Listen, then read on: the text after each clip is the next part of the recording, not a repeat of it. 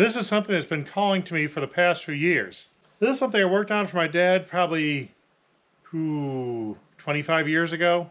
He got it running at some point. I never actually really saw it run. Now he said I can have it. I'm going to get it going again.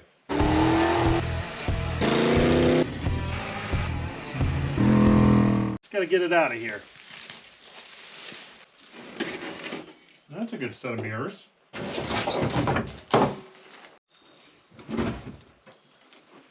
Huh, still full of gas.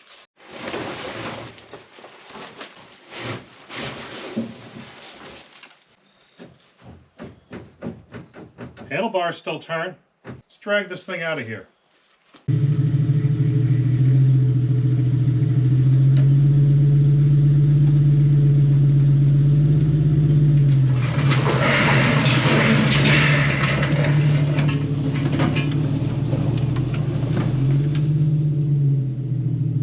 Apparently, the tracks still move. We always called it the PPT, PasseParTout. I'm assuming it's Canadian. It is a small, obviously two-seat vehicle with rubber tracks that are kind of snowmobile-like on both sides. You can see the drive unit has a wheel on each side, a sprocket in the middle, and that grabs these big plastic cleats. And those are connected with bolts through the belt. These do actually have suspension. They have these bogey wheels, and they're attached on a center pivot. There's a leaf spring connecting the two. So the pair wheel will pivot, and they're on a spring to go up and down. And so you have one pair here, and one pair back there. I think originally they had a snowmobile engine. This one, my dad swapped in this twin cylinder something. What is it? It's a smooth, quiet 16 horsepower twin cylinder.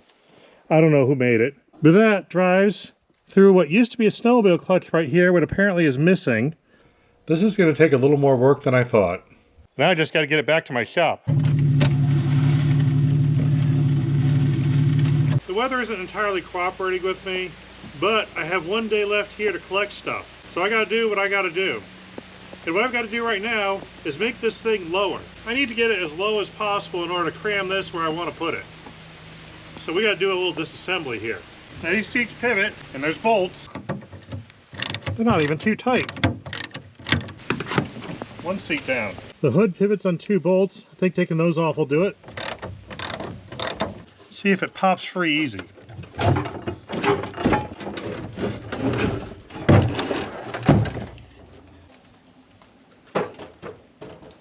We'll just save that for later.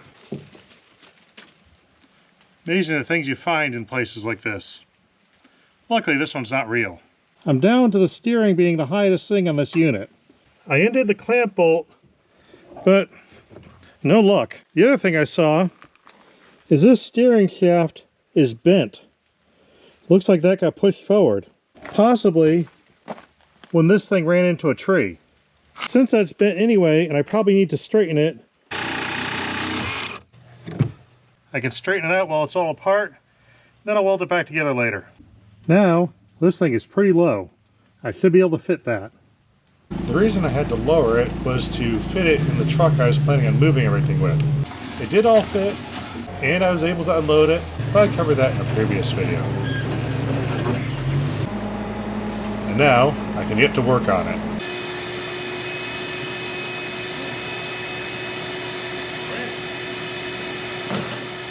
I cleaned the entire bottom out and sorted out everything that was in there.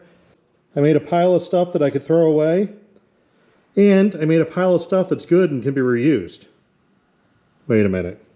I think that's stainless steel.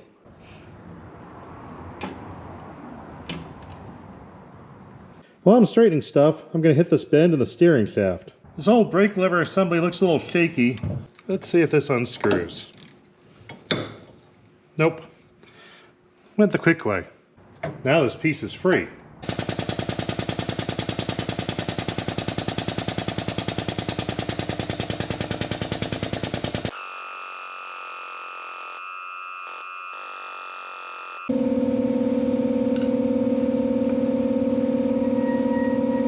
That left a little dent on the collar here, so we'll just straighten that out. That's pretty close. There we go. Now we're in business. Oh yeah, you're not supposed to use a file without a handle. It still worked though.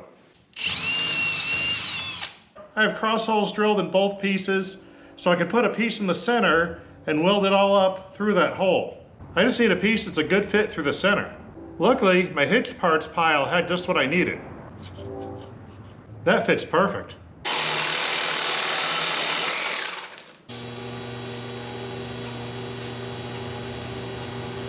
The first side I welded through those holes with a TIG. That way it didn't build up any material and I was able to get the bushing back on it.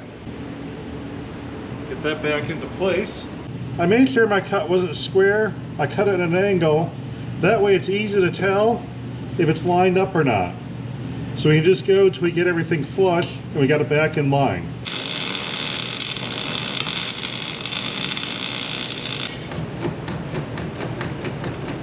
We got our steering back.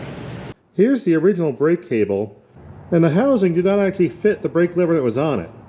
I'm going to steal the brake lever from this old ATV frame, because that looks a lot heavier duty. Now I've got my ATV brake lever on it. I did a little measuring, and I think I can make it work. First, we'll snip away as much as we can, get it closer. I used the sander to get it the rest of the way, or kind of the rest of the way. Let me show you how this thing works. We have a driven clutch here, the snowmobile type CVT, and that has a shaft that goes straight through, and that's where the disc brake is. And that even seems to work. In here we have a gearbox with high, low, and reverse, and that also seems to work. And then that gearbox looks like it's got an internal chain drive over here to a shaft, and it goes to a clutch that's identical to a car type clutch. Now when you turn these bars, it moves those rods back and forth, and they operate these clutches. It's a combo clutch and disc brake operation, so it releases the clutch, locks that down, and the chain connects to the tracks, and there's your drive. And that either drives or locks up these tracks. I found grease fittings on these. I'm going to go ahead and hit those before I forget. Finding that grease fitting led me down the slippery slope of doing things properly. I decided I was going to go through these bogey wheels and grease those too. They have grease fittings, and I got to those on the middle wheels, but on the end wheels, they decided to put the grease fitting where you can't get to it because of the track. I also tried to get to the bearings on this adjuster wheel, couldn't get to any grease fittings there at all. It's almost as though you need to remove the tracks to get to some of these. These tracks are made out of flat belt material, and there's a metal piece crimped on both ends and a pin driven through it. This side of the pin has a cotter pin. This side of the pin is just a little bit mangled. I'm not going there yet because I'm not sure if I'm even going to be driving this thing. If I don't drive it, grease doesn't matter. I'm stopping right there with the maintenance kind of stuff and going on to more fun things. But before I do, I want to show you one thing. There's been some work done on this. You can see the nice formed factory curve panel with the ribs. Then there's a bunch of really lumpy welds transitioning to flat sheet. And then that flat sheet wasn't big enough, so there's another weld with a few holes burned through, and that transitions to another flat sheet. And that goes almost the entire length of the vehicle right up to the front. Another thing to notice is this adjusting wheel is right near the back. This one isn't. There's a huge gap here. It's like this track was too short and someone unbolted the wheel and moved it forward and drilled new holes right in the logo and remounted it right there. And the reason I'm sure that's what happened is I did it. When my dad got this, it was a total basket case. There was no floor to speak of at all, and this track was loose in the back. We assumed when he got it, it would just fit on, and it didn't. It was about a foot too short. I was on a college break one year, went through and redid the entire floor, redid that track adjusting wheel and moved it till it did fit, and then I left. He installed that 16-horse motor after I left. I'd never seen that run. And by the time I got back, it was parked in the barn there, and it's been there for almost 30 years. So I want to get this thing going.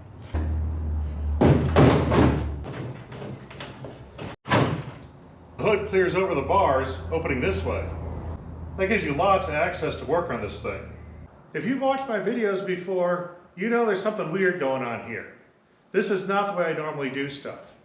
I have bodywork installed, I have seating in, I have working steering, and working brakes.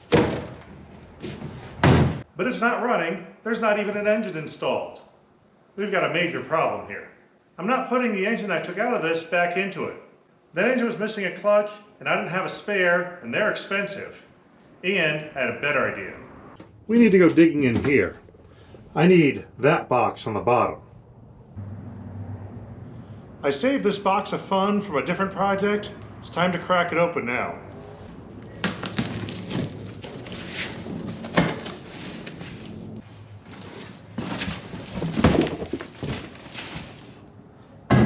That's just what we need. This is a twin-cylinder Rotax 294cc. This engine was actually in a few of my early videos. Better. It ran pretty well.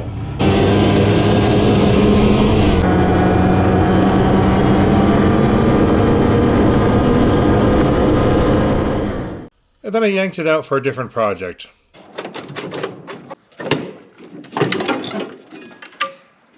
You might have seen that in another video. So far, so good. I had left this engine mounting plate on here in case I needed it, but now it's time to take it off. That's aluminum. That could be handy. I'm working on getting the engine position right. Nothing's bolted down here. I'm just sort of wiggling it around, seeing where it fits best. The carb is real close to that steering shaft, so I got a piece of radiator hose that turns it, so I can hook an air filter to that somewhere. I just have to make sure I have a little bit of clearance here. I have the original exhaust, and I'm placing it in here, but it doesn't fit at all. The outlet goes right into where a clutch is. Now I could rotate this on this pivot, but this is an air-cooled exhaust. You actually have a fan pumping air that goes right next to the muffler and keeps us from getting too hot. And I like that feature. So I'm going to try to keep it. That'll fit better. Now I can fit that muffler in place. And I got it positioned where it was. All the connections line up, the spring hangers line up, and the little air duct connects too. That'll work out fine. I'll just have to run the outlet somewhere else at some point in the future, maybe. Let's see if we have clearance. The exhaust clears fine. We're good there. It kind of looks like it belongs there. I saved all the exhaust bits, including the clamps that held the muffler in. So I can mount these and actually have it installed properly. This is getting weird here. I marked my tubing where the bolts should go, and I made sure I knew which way was front and which side it was on before I did anything. There are some spacer plates that were on the original engine mount. I'm going to pop those on there and use a transfer punch to transfer the hole location. But the thing is, the tip on the transfer punch is too long. It actually won't center up in this hole. Luckily, there are two of these plates. So I'm going to stack both of them up, and now that hole's deep enough I can get a good location. I've got my initial piece.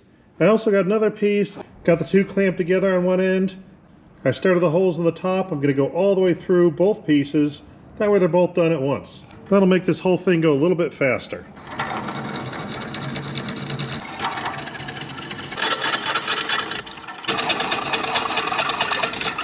I test fit everything in here, and I don't like it. I got the engine bolts through and a nut on there, but there's not nearly enough thread engagement.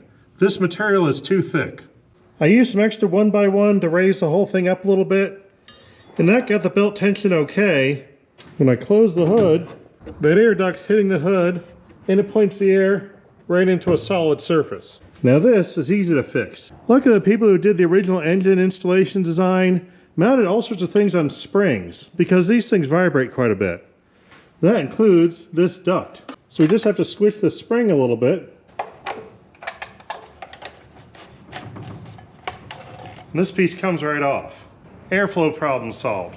Now I'm taking that original piece of 1x1, where the bolts weren't long enough to go all the way through it. I'm clamping it to a piece of 1.5 by 1.5. That's even larger in that direction. We're going to drill straight through this one now.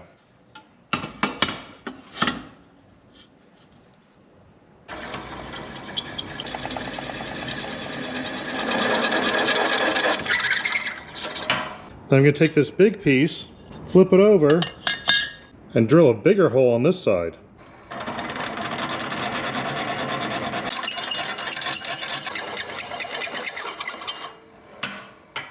And this larger hole is big enough to get the nut in all the way to the other side. One nice thing about two-strokes, they don't care what direction they're in. On the original mounting plate, they had spacers and then the reinforcing plate. We're going to put all that back in, so it's just the way it was originally. Then put on our new mount. The only trick to this is we got to play operation a little bit. Whoops. All right, try that again. Hopefully, I can get it to hang on this time.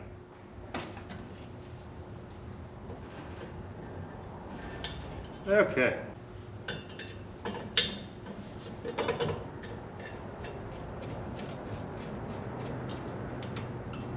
And the socket fits right through that large hole, so we're good there. I've got those mounts held in with C-clamps, so the engine's secure. Got the exhaust on there, drive belt on there. Let's see how this looks. The engine fits in nice, plenty of clearance. There's a bit of clearance between the exhaust and the fiberglass, so that should be okay.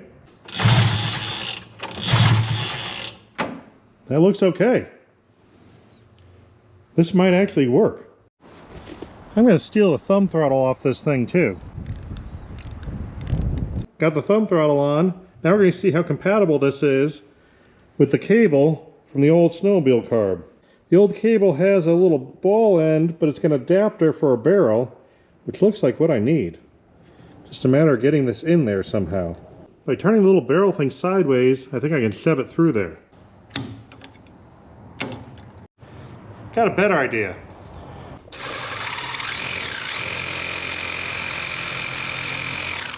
Now we can slide the cable right through here.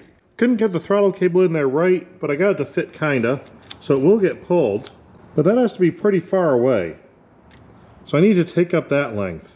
That's around a 1/4 inch diameter. The inside of this one's a little over 5/16. I found an old piece of 5/16 steel fuel line. I took a piece and split it down its length.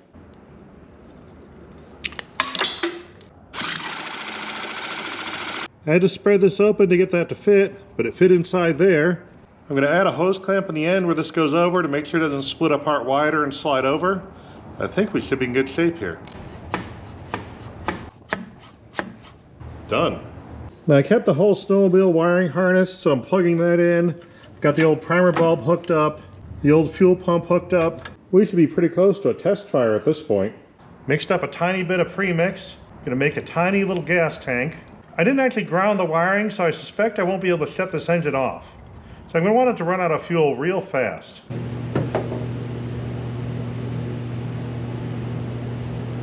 I've got my tiny fuel system safely secured next to this moving belt. So let's try it and see what happens. This primer injects fuel straight into the carburetor through this small hose that goes directly into the manifold. It's a good, effective system.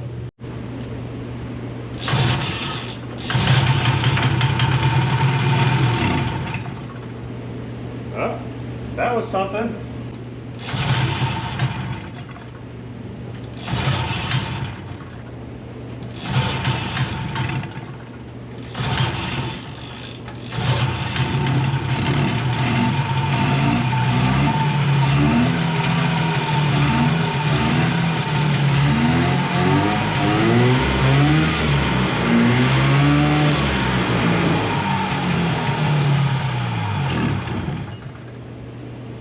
It moved! A little smoky in here.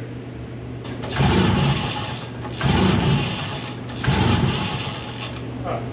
Don't know why it stopped running. The vacuum line broke off the pump, so I'm just going to shorten that up and reconnect it. Yeah, my tank's almost empty. Let me refill that. I don't know what the issue is now. Spark plugs are soaking wet. It's not a fuel issue.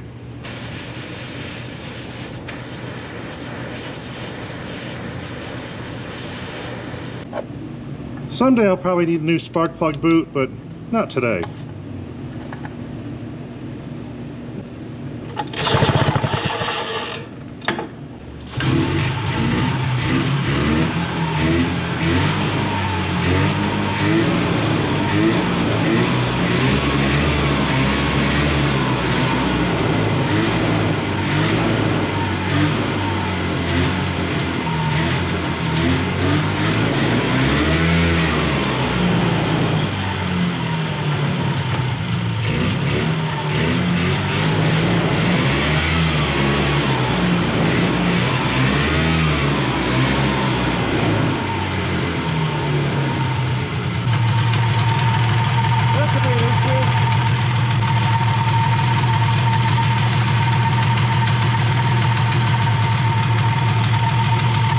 make a difference.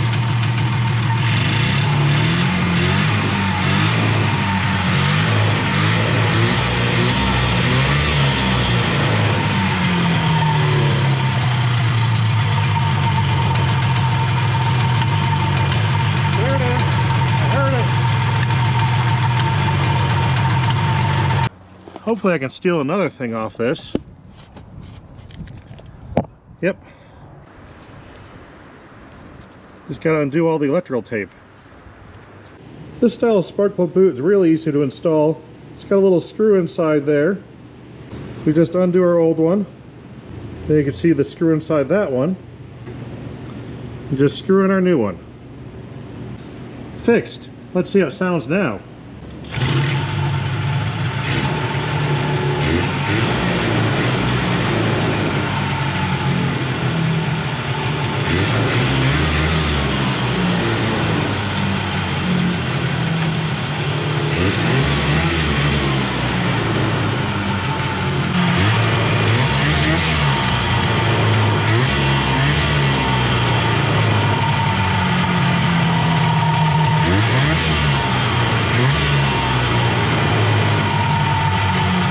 Now I've run this clutch a little bit, I want to check the belt alignment. Now these belts are a little tricky because this part moves that way to engage it and then moves further to change speed, making this belt ride up this angle. So that belt moves over as it goes. But down here, we've got a spring-loaded side. This side of the pulley also moves over. This might float, but as soon as that goes over to engage it, it's going to be shoved that way. And then, as it shifts, it's going to move the whole belt over, but both pulleys going at the same amount. I'm going to push this belt as far as I can against this sheave at the diameter it's at. A little tricky to get your hand in there. And then check the alignment that way. So I think I can actually make these mounts more permanent than C-clamps. I left my C-clamps in place and took off the brace they attached to. There's already a lot of holes in these. I'm going to try to find some that'll line up and drill right through both. Going through and attaching all the little stuff. Fuel pump has a couple of screws. Primer bulb has a zip tie. Voltage regulator screwed in. Ground's attached. I want to put the ignition switch in.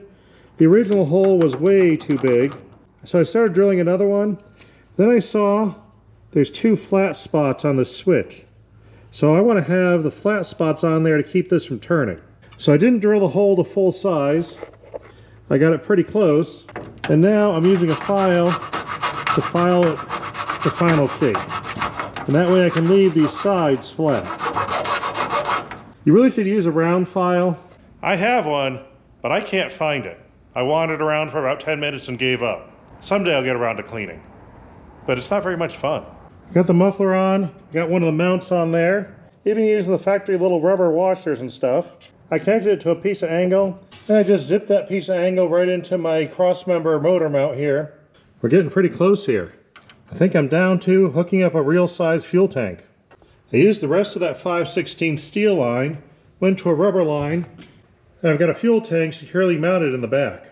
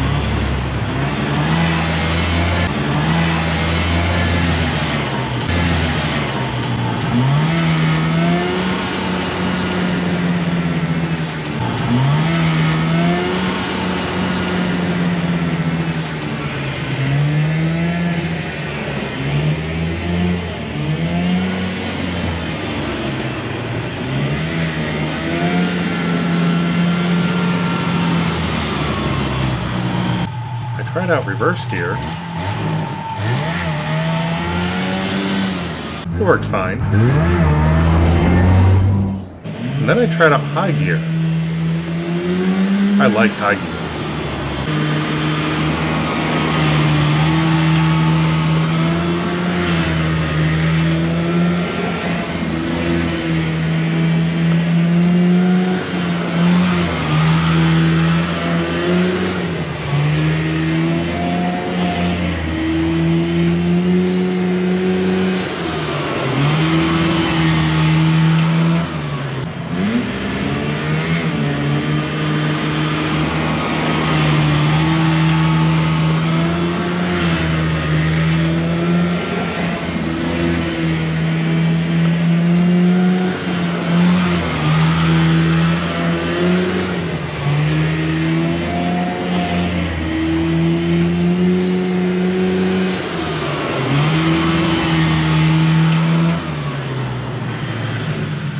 This thing seems like it's going to be a lot of fun.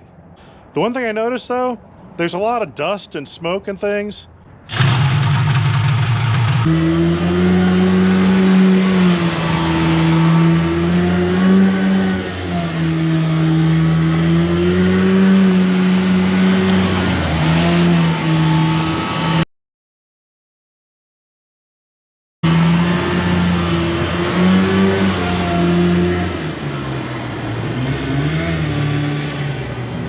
Before I drive much further, I need an air filter. I found this new air filter in my pile of parts. It came in the box when I bought that carburetor. But this uses an oil bath filter and I didn't need it. It's for a 9 horsepower, so it might be restrictive, but the diameter is pretty close here, so I might be able to make it fit, and at least it'll keep dirt out of the engine. I took a knife and cut away the rubber until I got down to the perforated metal inside. It's still just a little bit too small. Found an old piece of exhaust tubing with a flared out end. Let's see if we can use that as an expander. So we're going to slide that in, put it upside down, somewhere kind of sturdy, and then try to shove the air filter over it. Maybe a little twisting, a little shoving, a little wiggling. We should be able to get this to expand that last little bit.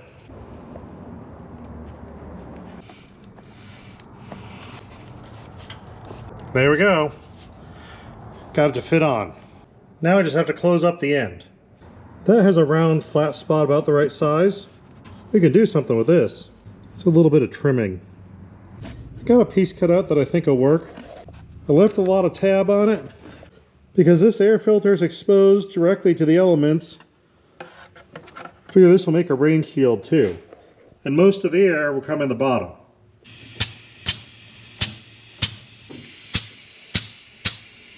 That should be plenty of goop. We'll just slide this on in here and stick it on. And I noticed it's a good color match for the rest of the vehicle. If you have something this color, that's the right brand of coffee to buy if you need to make an air filter. Gonna jam an old piece of radiator hose in here while it dries. That'll keep it where I want it. Once this is dry, we should have a kind of permanent air filter. This exhaust originally had this outlet coming out at an angle. I'm going to trim it up a little bit. Got a piece cut here. Going to make it angle a little further. I've got the turn in the exhaust working well. It's coming right out. I got plenty of room to attach something to. But now I'm trying to figure out where it should go. Because if it goes right out the side, it'd be real easy. But there's a bit of body work in the way. I could cut a hole here, but then I was looking around. Remember how I mentioned I had replaced a lot of the sheet metal? I didn't quite have enough. There's the original rusted body. There's the sheet metal I added. There's a hole. Wonder if I could make the exhaust go through that hole, and that would go in the track tunnel and be swished around and blown out the back. That might actually work. But I'm going to need a really custom piece in order to make that all work together. And I think I know where to find one.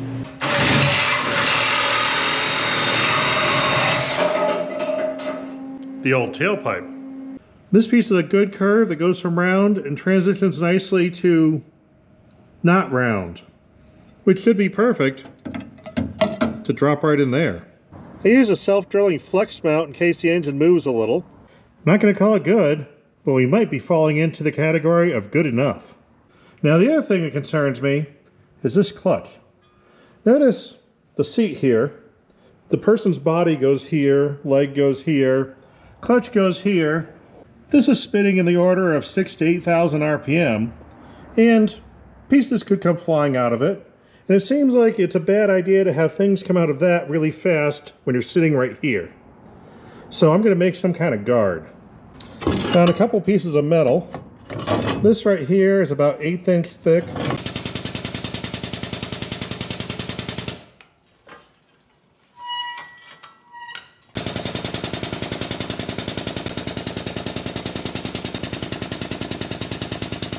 I made a bunch of uneven bends all the way around, making kind of a circle-like shape. Got it bolted down to the engine mount here. Ran a piece of strap getting it down to the engine mount over there so it won't vibrate. It covers up all the spinny bits so none of them come flying out at me, and lets the air come out. I added a flat plate to cover the bottom pulley. Even though it's not pretty, it should work. The reason this thing was smoking so badly before, on the first batch of gas I mixed a lot of extra oil in. I do that in engines that have been sitting for a while just to give them an extra lubrication. But now, I got the right mix. The belt loosened up quite a bit. I bet rust came off that bottom pulley and let it sit in the groove a little further. Luckily I have this old mount set from that Citation snowmobile.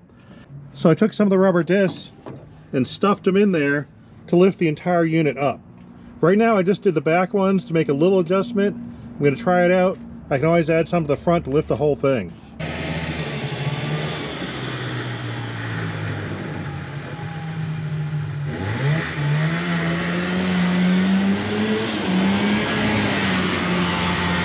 The belt adjustment seems to work pretty well.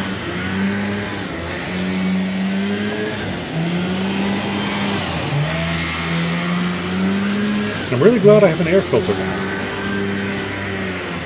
After that quick test drive, I noticed that.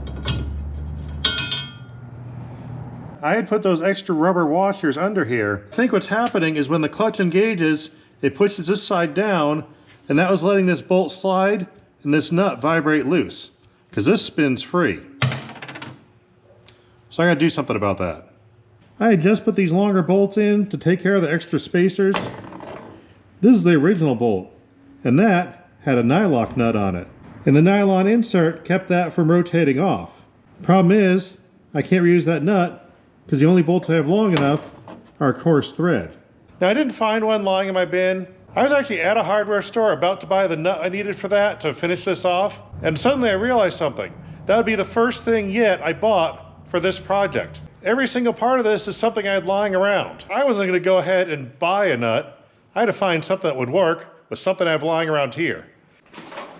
Luckily, there's a lot of stuff lying around here. This is my drawer full of miscellaneous 3/8 stuff. Here's a nut and bolt that is rusted together. Normally I'd take this apart and run a tap through there to clean up the threads. What if we just leave the rust in the threads as a self-locker? That's the sound I'm looking for. Let's see if this locks on. It's a little tricky to get the nut in there. Hopefully this one will stay.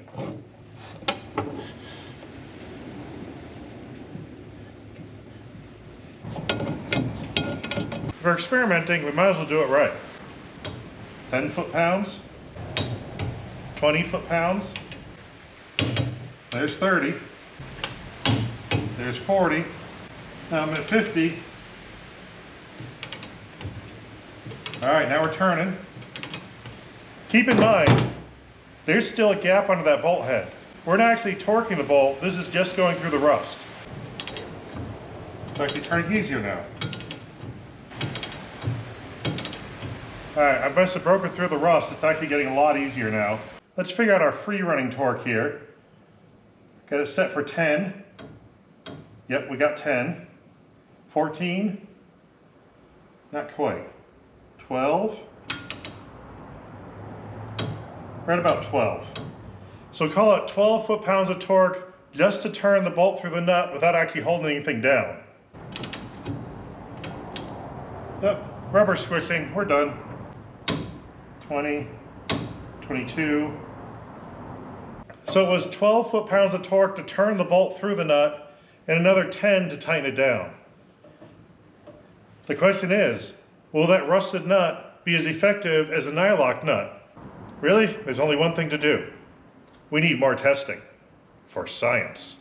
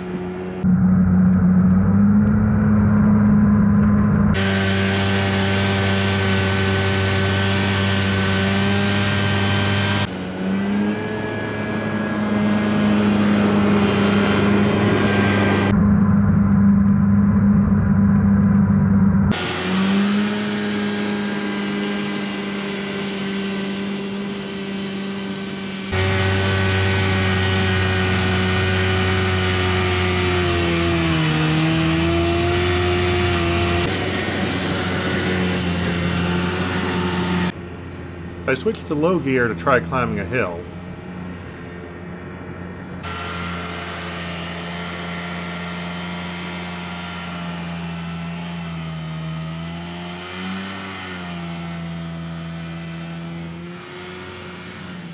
And I learned something. When you try to steer on a hill by locking up one track, the other one spins.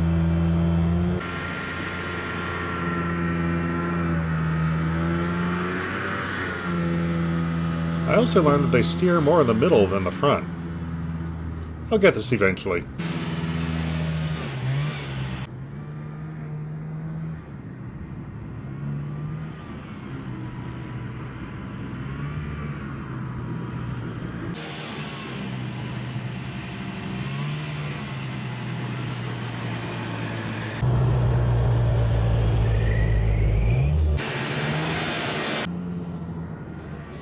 I decided that high gear is a better choice for everything.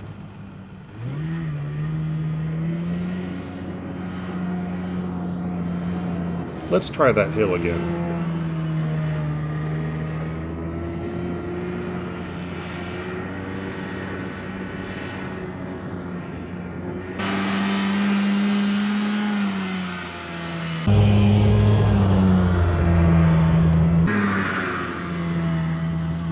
Yep, that's better.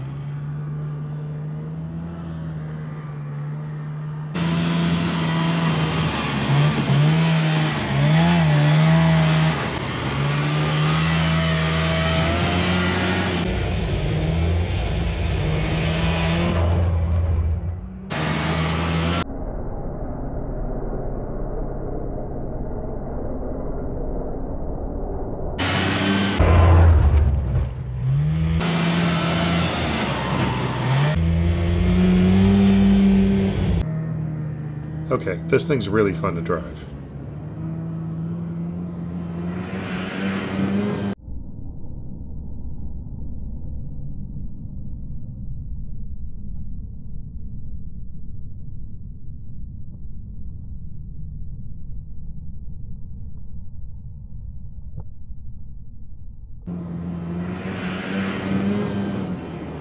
And then this happened. Thought I'd lost a track. Just a stick. Jammed it up. That's good firewood. Nothing was broken, so it was back to work.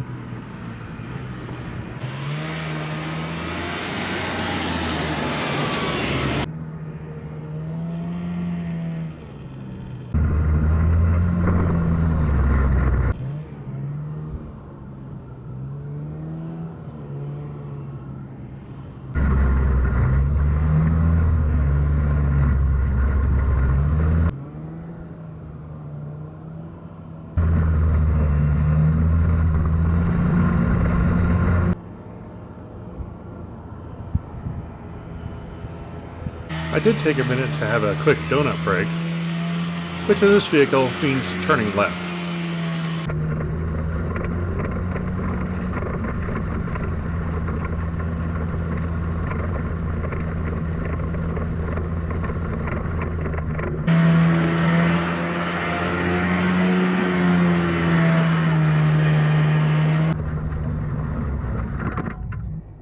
I almost forgot why we're doing this. I've been running this thing for a long time. That bolt is totally fine. The rusted nut thread locking works perfect. Scientifically proven, rust is a good thread locker. I'm pretty impressed by this machine. It worked great the entire time I'm out there. And every single time, started right up first pull and was ready to go. Especially considering I didn't buy anything for this project at all. This entire thing is all stuff I already had lying around. I didn't buy a single thing, not even that one nut. Now, I don't know if anyone else has experienced this. You get a green chili cheeseburger for like $5. They're still out there. It is the best cheeseburger you've ever eaten. You go to a nice fancy restaurant, get the same kind of burger. They use better ingredients, they have better chefs, and it costs 15 bucks. Objectively, that burger should taste better, but it's not nearly as good as that $5 one. This is the one I want to eat. This project's kind of like that, and it is a lot of fun to drive. Hope you guys are having fun too. We'll see you next time.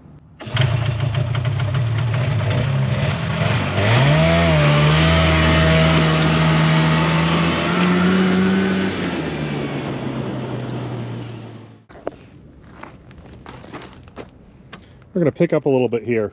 I think I can fill that with trash before I leave. People sure leave enough of it around here. Trash inside trash. Well, I guess it's only one piece now.